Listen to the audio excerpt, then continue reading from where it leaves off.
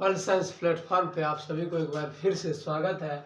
आज हम 2016 का क्वेश्चन बैंक सॉल्यूशन बायोलॉजी का लेकर के आए हैं। इससे पहले वाले वीडियो में हमने आप लोगों को 2015 का क्वेश्चन बैंक का सॉल्यूशन किए थे, जिसमें कि 5 या 6 वीडियो डाले थे 2015 के क्वेश्चन बैंक सॉल्यूशन में। आज हम आप लोगों के सामने 2016 का क्वेश्चन बैंक के सीरीज को आगे बढ़ाएंगे। इससे पहले वाले जो 2015 का क्वेश्चन बैंक सीरीज था, उसमें हमने आप लोगों को बहुत सारे ऑब्जेक्टिव बताए थे और उससे रिलेटेड क्वेश्चन को आज 2016 के क्वेश्चन बैंक को सोल्व करने हम जा रहे हैं। तो आशा करते हैं कि आप लोग को ये भी वीडियो 2015 के क्वेश्चन बैंक से रिलेटेड ही ऑब्जेक्टिव इस वीडियो में मिलेगा। तो आप लोगों से यही आशा करते हैं कि उसी तरह से हम पे यदि 2015 के क्वेश्चन बैंक में जिस तरह से हम सॉल्यूशन किए थे, उससे भी कई बेहतरीन सॉल्यूशन 2016 के क्वेश्चन बैंक में देने जा रहे हैं। तो आप लोग बने रहिएगा शुरू से अंत तक, क्योंकि आप लोगों का बोर्ड एग्जाम लगभग आने ही वाले हैं फरवरी में। तो उसी को ध्यान में रखते हुए जितना जल्द से जल्द हो सके हम 2016 से 2015 से लेकर के 21 तक का टारगेट लिए हैं, उसको हम पूरा करेंगे। अभी 2016 के क्वेश्चन में सॉल्यूशन का ये पहला वीडियो होगा। तो आइए, पहला वीडियो का पहला क्वेश्चन ये है कि निम्न में से कौन द्विगुणित संरचना है। क्वेश्चन पूछा गया है कि निम्न में से कौन द्विगुणित संरचना है। ऑप्शन ए में है अंडाणु, बी में है शुक्राणु, सी में है युग्मनज और डी में है इनमें से सभी। तो इसका आंसर हो जाएगा द्विगुणित में होता है 2n और 2n होता है युग्मनज।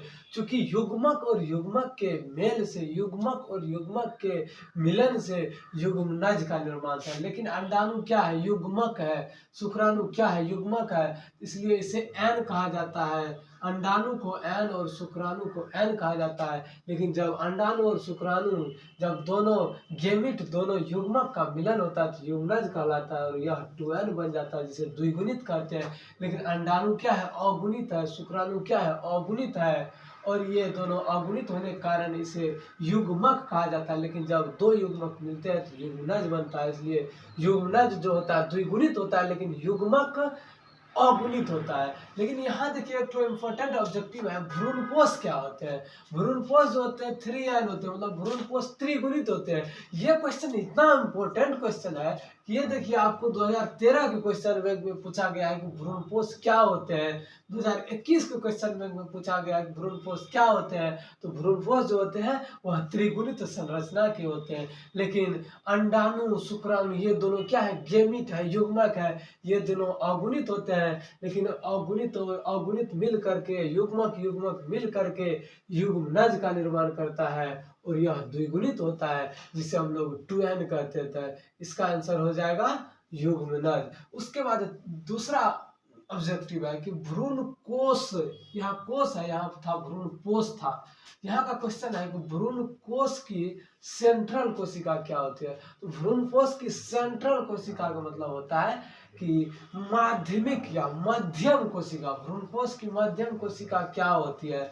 प्रारंभिक केंद्रक होती है या द्वितीयक केंद्रक होती है, या सी में है सहायक कोशिका होती है, या ए तथा बी मतलब प्रारंभिक केंद्रक या द्वितीयक केंद्रक दोनों होता है। तो इस क्वेश्चन का आंसर ये हो जाएगा कि भ्रूण कोश की सेंट्रल कोशिका क्या होती है? ये होती है द्वितीयक केंद्रक होती है। आप लोग को पता होना चाहिए कि ये 2015 के क्वेश्चन बैंक का ऑब्जेक्टिव है, लेकिन ये 2009 में भी पूछा गया है। 2009 में भी ये क्वेश्चन पूछा गया है कि भ्रूण कोश की सेंट्रल कोशिका क्या होती है? द्वितीयक केंद्रक। 2015 के क्वेश्चन, 2016 के क्वेश्चन बैंक के साथ साथ 2009 में भी पूछा गया। लेकिन ये क्वेश्चन देखिए, निम्न में कौन द्विगुणित संरचना है। ये कई बार रिपीटेड क्वेश्चन है। 2016 के साथ साथ 2015 में भी पूछा गया है, 2017 में भी पूछा गया है और यही क्वेश्चन 2021 के बोर्ड एग्जाम में भी पूछा गया। तो एक क्वेश्चन लगभग देख सकते हैं आप 4 बार पूछा गया है, 4 ईस्वी में पूछा गया। तो हो सकता सकता है कि आने वाले 2022 के भी बोर्ड एग्जाम में इस तरह का क्वेश्चन देखने को मिलेगा या नहीं। तो यहाँ से पूछ देगा कि अंडाणु क्या होते हैं या शुक्राणु क्या होते हैं या युग्मक क्या होते हैं। युग्मक जो युग्मक हो या अंडाणु हो या शुक्राणु हो, ये गेमिट होते हैं, ये अगुणित होते हैं। लेकिन जब युग्मनज रहेगा द्विगुणित होते हैं, लेकिन भ्रूणपोष जब रहेगा तो ये त्रिगुणित होते हैं। ये भी क्वेश्चन 2021 और 2013 के क्वेश्चन में पूछा गया है। तो इसको आप लोग ध्यान में रखें कि कौन सा क्वेश्चन कितना बार रिपीटेड क्वेश्चन है। तो इससे क्या होगा कि आप लोग ये समझ सकते हैं कि कौन सा ऑब्जेक्टिव का कितना क्या महत्व होता है। एक ऑब्जेक्टिव या एक मार्क से हम लोग सेकंड या थर्ड हो जाते हैं, या टॉप होने से हम लोग पीछे रह जाते हैं सिर्फ एक मार्क से। तो इस पर यदि आप लोग ध्यान देते हैं तो इस तरह का और भी ऑब्जेक्टिव हम अभी देने जा रहे हैं, जिसमें हम आप लोगों को बताएंगे कि कौन सा क्वेश्चन कितना बार और कौन सा इसमें में पूछा गया है। अगला ऑब्जेक्टिव है तीसरा, बीज चोल खाया जाता है। क्वेश्चन ये है कि बीज चोल खाया जाता है। ऑप्शन ए शरीफा, बी में सेब, सी में है नारंगी और डी में है इनमें से सभी। तो क्वेश्चन के अनुसार कि बीज चोल खाया जाता है, इसका हो जाएगा बीज चोल का शरीफा हो जाएगा। शरीफा का क्या खाया जाता है? बीज चोल वाला भाग खाया जाता है। लेकिन और कौन कौन सा फल है जिसका बीज चोल खाया जाता है? तो शरीफा का बीज चोल वाला भाग खाया जाता है, लीची का बीज चोल वाला भाग खाया जाता है और जायफल का बीज चोल वाला भाग खाया जाता है। लेकिन बी में ऑप्शन सेब है, तो सेब का क्या खाया जाता है? सेब का पुष्पासन वाला भाग खाया जाता है। ये 2017 के क्वेश्चन बैंक में पूछा गया है कि सेब का खाया जाने वाला भाग क्या है? पुष्पासन। अमरूद का पुष्पासन ही होता है। जैसे तीसरा है कि भ्रूणपोष, भ्रूणपोष का या नारियल का कौन सा भाग खाया जाता है? भ्रूणपोष वाला तरल भाग खाया जाता है। नारियल का भ्रूणपोष वाला भाग खाया जाता है। लेकिन सेब का पुष्पासन वाला भाग खाया जाता है, जो 2017 में पूछा गया है। इस क्वेश्चन के अनुसार बीज चोल खाया जाता है, शरीफा होगा, क्योंकि सेब का पुष्पासन वाला भाग खाया जाता है। तो बीज चोल खाया जाता है शरीफा का, लीची का और जायफल का। ये क्वेश्चन बीज चोल खाया जाता है, ये क्वेश्चन 2015 में पूछा गया है, 2021 में पूछा गया है, 2016 का तो क्वेश्चन है ही। तो 2016 के साथ साथ 2015 और 2021 के क्वेश्चन में ये डायरेक्ट क्वेश्चन डाला गया है कि बीज चोल खाया जाता है। किसका? तो शरीफा का, लीची का, जायफल का। लेकिन सेब का कौन सा भाग खाया जाता है? पुष्पासन। नारियल का क्या खाया जाता है? भ्रूणपोष खाया जाता है। अगला चौथा ऑब्जेक्टिव है कि उभयलिंगी, जिससे हम द्विलिंगी प्राणी कहते हैं। तो उभयलिंगी या द्विलिंगी प्राणी है, इसमें चूज करना है कि कौन सा है, मुर्गी है या सांप है, या मुर्गी एवं सांप दोनों है कि केंचुआ। तो उभयलिंगी प्राणी कहने का मतलब हो गया कि ऐसा प्राणी जिसमें मेल और फीमेल रिप्रोडक्टिव सिस्टम एक ही बॉडी में प्रेजेंट हो, उसे द्विलिंगी या उभयलिंगी प्राणी कहते हैं। तो केंचुआ में क्या होता है, मेल और फीमेल वाले रिप्रोडक्टिव पार्ट एक ही बॉडी में होता है, और जब उसे रिप्रोडक्शन की जरूरत होती है तो वह अपने आप मेल और फीमेल रिप्रोडक्टिव सिस्टम की सहायता से क्या करता है, अपने आप प्रजनन कर लेता है। जैसे जोंक हो गया, केंचुआ हो गया, स्पंज हो गया, फंजाई हो गया, फीता कृमि हो गया, मृदा कृमि हो गया। ये सब जितने भी है सब द्विलिंगी या उभयलिंगी प्राणी होते हैं। ये क्वेश्चन आप लोगों को 2016 के साथ साथ 2017 में और 2021 में पूछा गया है कि इनमें से कौन उभयलिंगी प्राणी है। कोई एक दे देगा और पूछेगा कि इनमें से कौन उभयलिंगी प्राणी है। तो इसका आंसर क्या हो जाएगा? केंचुआ। लेकिन कभी कभी उभयलिंगी पादप के बारे में पूछता है कि इनमें से कौन उभयलिंगी पादप है, या ऐसा कौन सा पौधा है जिसमें कि मेल और फीमेल रिप्रोडक्टिव सिस्टम एक ही पौधे में पाया जाता है।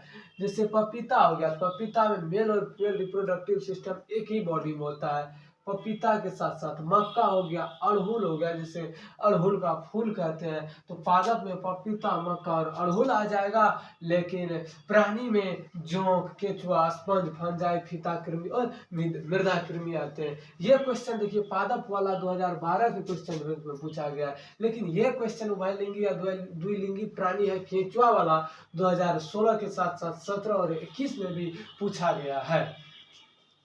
अगला ऑब्जेक्टिव है डोडो है। डोडो क्या है? विलुप्त प्राणी, संकटग्रस्त प्राणी, आपत्तिग्रस्त प्राणी या इनमें से कोई नहीं। डोडो के बारे में पूछ रहा है, तो डोडो है क्या? विलुप्त प्राणी। मतलब अब डोडो जो है, पृथ्वी पर डोडो का अस्तित्व नहीं है, वह विलुप्त हो चुका है। यह क्वेश्चन 2016 के साथ साथ 2021 में भी पूछा गया है कि डोडो क्या है। तो डोडो क्या है? विलुप्त प्राणी है। डोडो विलुप्त प्राणी है। 2016 के साथ साथ 2021 के क्वेश्चन बैंक में भी पूछा गया है। अगला ऑब्जेक्टिव है कि जीवाणु में पाया जाता है। जीवाणु में पाया जाता है। जीवाणु में क्या पाया जाता है?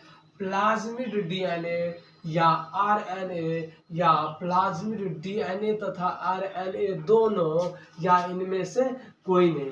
तो जीवाणु जिसे हम लोग बैक्टीरिया कहते हैं, बैक्टीरिया में प्लाज्मिड डीएनए पाया जाता है।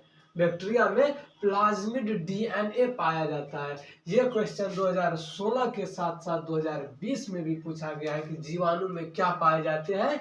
प्लाज्मिड डीएनए पाए जाते हैं। लेकिन 2020 में एक और क्वेश्चन पूछा गया है कि इसी से, प्लाज्मिड डीएनए से, कि टाइप्लाज्मिड जो होता है यह किससे प्राप्त होता है? टाइप्लाज्मिड, प्लाज्मिड का एक प्रकार है टाइप्लाज्मिड। ये टाइप्लाज्मिड जो है किस चीज से प्राप्त किया जाता है?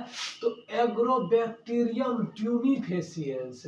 एग्रोबैक्टीरियम ट्यूमीफेसिएंस एक प्रकार का बैक्टीरिया है, और वह बैक्टीरिया टाइप्लाज्मिड से प्राप्त होता है। टाइप्लाज्मिड से प्राप्त होता है। इसलिए टाइप्लाज्मिड से प्राप्त जो, या टाइप्लाज्मिड जो प्राप्त होता है वह एग्रोबैक्टीरियम ट्यूमीफेसियस बैक्टीरिया से प्राप्त होता है। इसलिए जीवाणु में प्लाज्मिड डीएनए पाया जाता है।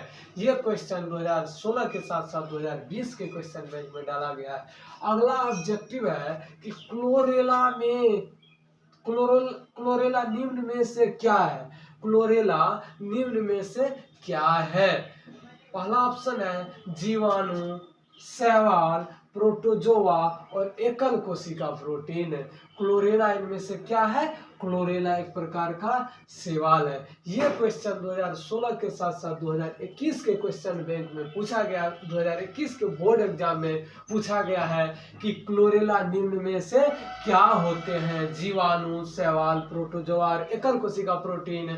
तो इसमें क्या होगा? शैवाल होते हैं। क्लोरेला क्या होते हैं? शैवाल होते हैं। लेकिन यहाँ से एक क्वेश्चन नहीं, अनेक प्रकार के क्वेश्चन डाले जाते हैं कि क्लोरेला शैवाल है, लेकिन शैवाल के अंतर्गत कौन कौन से चीज आते हैं? तो शैवाल के अंतर्गत क्लोरेला आते हैं, क्लेमाइडोमोनास आते हैं, यूलोथ्रिक्स आते हैं। तो ये विभिन्न प्रकार के छोटे छोटे सूक्ष्म जीव सब आते हैं किसके अंतर्गत? शैवाल के अंतर्गत। तो यहाँ पूछा गया क्लोरेला निम्न में से क्या है?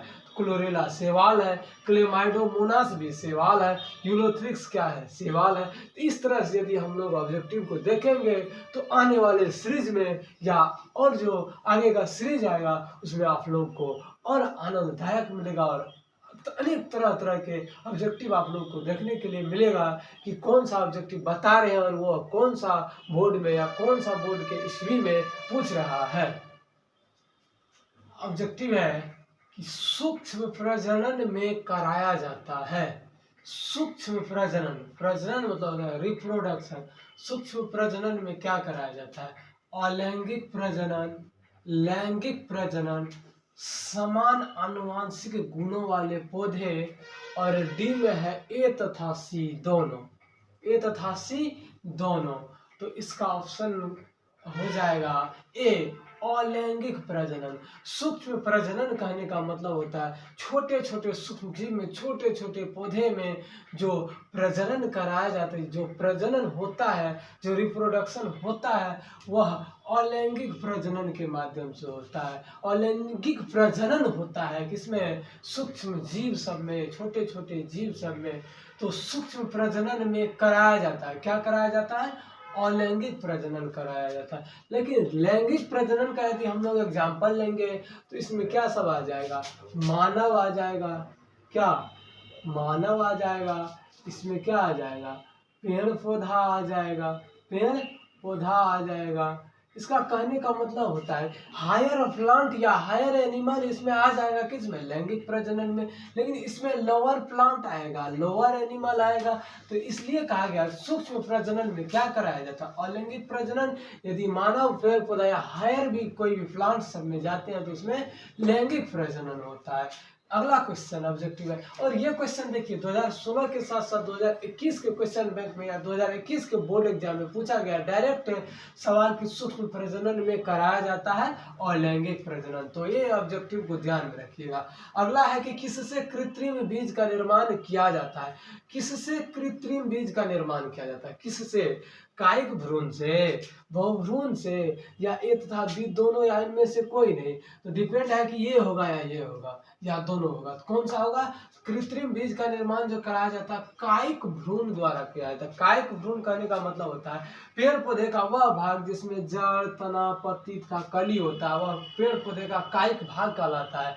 मेन यहाँ से ऑब्जेक्टिव ये उठता है कि पौधे के कायिक भाग कौन कौन से होते हैं, फूल को छोड़ करके, क्योंकि फूल क्या है, पौधे के प्रजनन भाग है, तो फूल या पौधे के फूल को छोड़कर जितना भी पार्ट होता है वह कायिक भाग कहलाता है। कायिक मतलब होता है देह, देह मतलब शरीर होता है। तो पौधे का शरीर किस किस चीज से, जड़, तना, पत्ती तथा कली से मिलकर बना होता है, इसलिए पौधे का कायिक भाग जड़, तना, पत्ती तथा कली को कहा जाता है। लेकिन पौधे का प्रजनन भाग जो है यह फूल को कहा जाता है, क्योंकि फूल में ही मेल और फीमेल रिप्रोडक्टिव सिस्टम होते हैं पेड़ पौधे के आगे जनरेशन को बढ़ाने के लिए।